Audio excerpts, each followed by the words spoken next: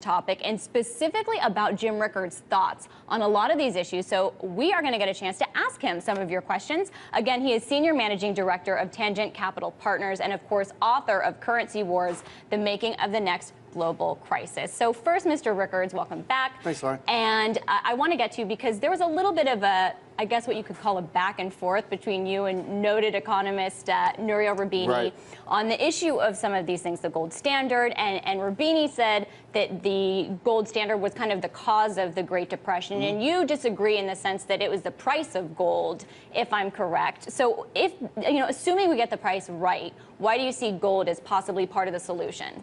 Well, the problem, we had this sort of Twitter war with Roubini. The problem I had there was that he clearly had not read the book. And if you read the book and you disagree, that's fine. I'm always ready to have that debate. But he said, doesn't Jim Rickards understand that gold contributed to the Great Depression? Well, of course I understand that. I wrote about it in the book. I said gold was part of the cause of the Great Depression. But as you say, Lauren, it was not the gold itself, it was the price. In 1925, the major countries of the world went back to a gold standard at the pre-World War I price, which was about $20 an ounce. The problem is they had doubled the paper money supply to fight World War I.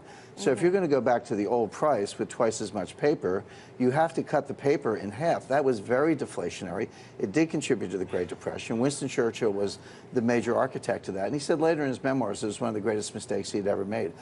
Pardon me. And I point out in the book that if we had gone to gold in 1925 at, say, $50 an ounce instead of $20 an ounce, that might have been inflationary and actually avoided the Great Depression. So I was not unaware of the history of this. In fact, I wrote about it, so I felt too bad that Professor Roubini actually hadn't read the book before he took a shot at it. But that aside, in terms of today, could we go back to a gold standard? The answer is yes, but you have the exact same problem. How do you get the price right? And people always say, well, there's not enough gold to support world trade. Well, there's not enough gold at $1,700 an ounce. But there is enough gold at $7,000 an ounce. In other words, the same quantity of gold will support any amount of underlying transactions depending on the price. So what I've recommended is not that we do anything, immediately, but have a commission, a bipartisan commission, have experts study it for 4 or 5 years. It took 10 years to create the euro from 1990 to 2000. Why not study gold for a few years? And then what would the variables be? How would you think about it? See, I don't know the answer, but I think I've got the questions right.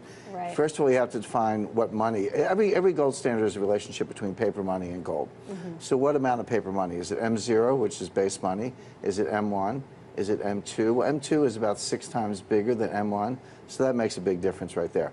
Then how much gold backing do you need? The gold bugs say 100%. That's not necessarily true. Great Britain ran it with 20%. The United States ran it with 40%. So you've got choices there. And then who's in the club? Is it just the U.S. or do you include China? You get all different prices depending on those variables. Okay, but there's lots of questions to be asked. You're, suggesting